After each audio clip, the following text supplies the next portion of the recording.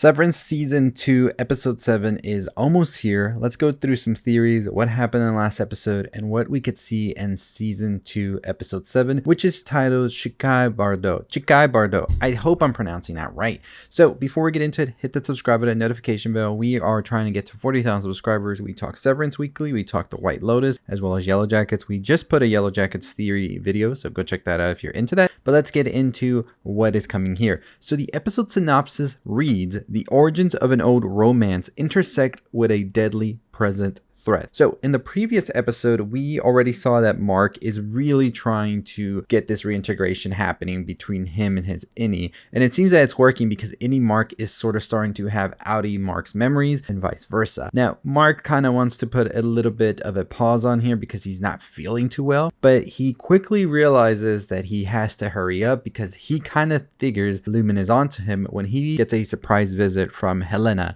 a rich person on a random night at a Chinese restaurant that he is casually sitting at. So it doesn't make sense to him. So he kind of starts to be like, you know what? I think they're on to me. Let's get through this. So him and Rugby get to it, and they eventually have him almost reintegrating until his sister pays a visit. And then we see that outie Mark gets up a little bit too quick and eventually falls. And now he's like just there. Now, on the other side of things, we see that Irv goes to dinner with Bert and his husband, and it seems that things are going okay. And we see quickly that Drummond is at Irving's residence and looking through some of the stuff he has, including some of the people that have been in the Severance program and their addresses and all of this. So it seems now that this is kind of a setup. And then we quickly learn that Bert has apparently been with Lumon for 20 years, even though Irving says, I thought Lumon just started the Severed program 12 years ago. But it seems that Bert's not letting us into some things here, and it could potentially go sideways. But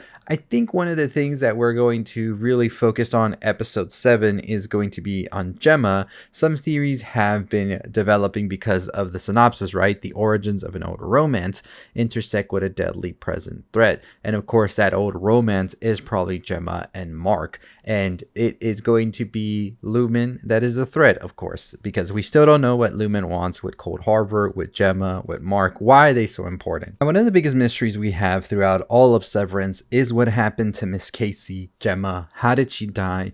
And what exactly happened after all of this? So Rugby kind of tells Mark that potentially the ashes that he has could just be some random person, not Gemma, because Lumon does have some ties to some morgues and stuff like that. So apparently they are probably giving him a fake story of Gemma and everything during the accident, and we potentially could be learning more about this accident in this episode due to the name of the episode, Chikai Bardo. And I hope I'm pronouncing that. Chikai Bardo, you tell me. So after looking online, I saw that Chikai Bardo is apparently one of the 6 states of consciousness associated with the phases of life and death in Tibetan Buddhism. And apparently this is the transitional state that occurs at the moment of death, when an individual experiences the clarity of the mind before rebirth or liberation. So this could potentially be tied into Severance, right? So apparently there are 6 Bardos, which are going to be Shanae, Milam, Samten, Chikai, Chonit, and Sitbai. So I'm gonna go through all of those in another video because I'm kind of thinking that there's a lot going on here with what's going on with all of this, right?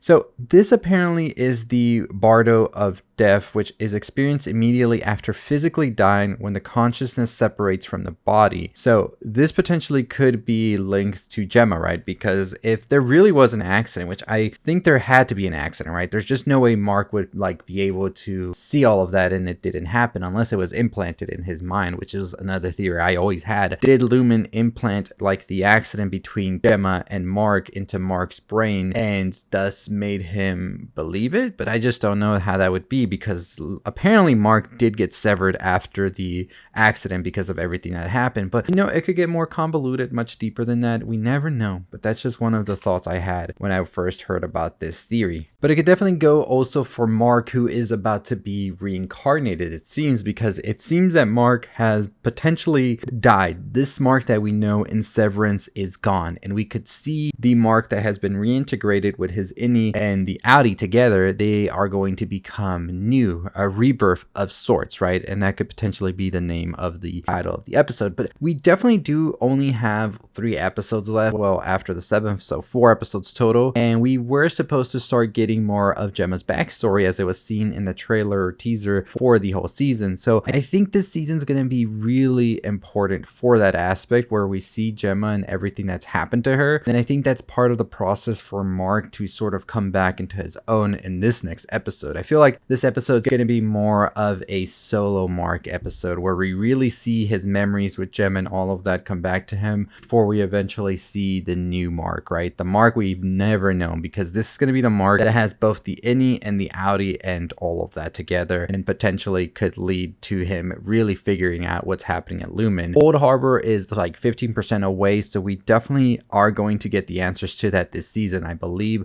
What it is for, why is Gemma so important, and why is Mark important? That's what I'm potentially seeing happening in the next few episodes for sure.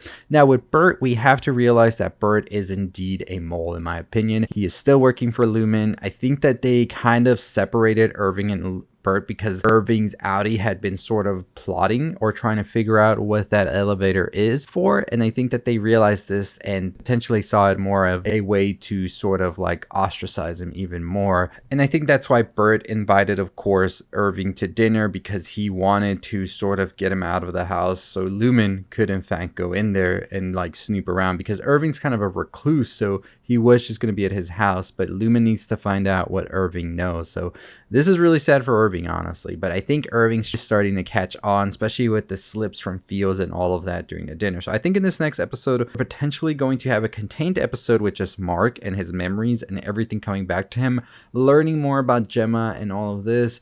And if we don't have that type of episode, it definitely will be focused on Irving and Bert and finding out more about that. And I think the whole thing with Dylan's innie and his outie's wife sort of starting to get closer together, it could potentially see a moment where Dylan, the innie, wants to reintegrate as well. And we could start to see that sort of domino effect happen with him like seeing that and wanting to find the experts hall or the elevator, of course, that Irving left him a drawing for. So I think that's what we're seeing in the next episodes. We are starting to see these characters sort of be reborn of sorts, right? Dylan is seeing what life really is out there. Irving is starting to see who Bert really is, and Mark might just get all of his memories back. So all of these characters are sort of being awakened. So I think that's really what the title of the episode is representing. And I think in her own way, Helena also is being awoken, because I think she went to go look for Mark, not just because she feels that he's up to something. Maybe she does, but I think she feels some feelings towards Mark, especially with everything that happened with her and any Mark back in last couple of episodes. So I think all of these characters are awake now, and they are trying to go forth with this new life. And I think that's what the episode is all about. So let me know your thoughts, your theories on the comments down below. And if you're excited for the next few episodes, we'll be covering them as they come, and we will be discussing them. So make sure you're subscribed. As always, we're on the road to 40,000 subscribers. Let's hit that subscribe button, notification bell. I'll see all of you next time. Stay safe, stay positive.